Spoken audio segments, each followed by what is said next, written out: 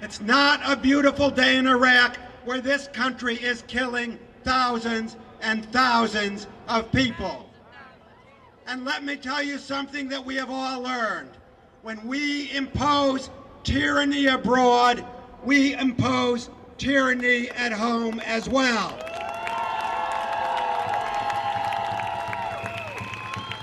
And you know, last week I went down to Congress to try and stop this new piece of legislation that strips of us our rights.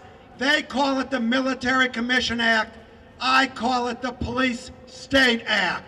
Just remember that. It's the Police State Act. And you know what it does?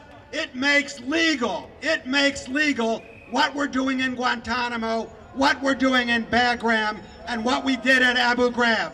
That's what it does.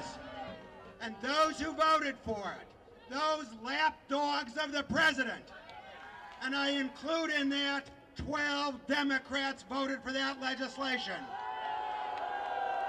Lapdogs. That's what they did. Here's what we did. First, we win in the Supreme Court. Then they go to Congress, and Congress gives them what they want. Then the court says, no, you can't do that. They go back to Congress, and Congress gives them even more than they want. They can now turn to your neighbor. If your neighbor is a legal permanent resident, your neighbor can be picked up tomorrow as an enemy combatant.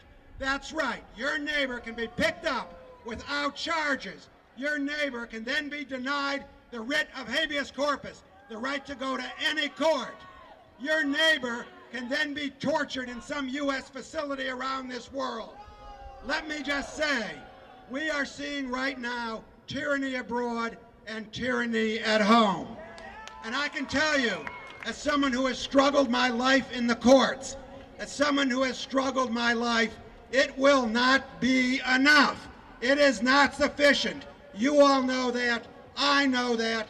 Only demonstrations like this, hitting the streets, understanding that what we have in this country is a tyranny and that it's a call to really resist, as we said during the Vietnam War, and as we say today, we must resist illegitimate authority, because that's what we have.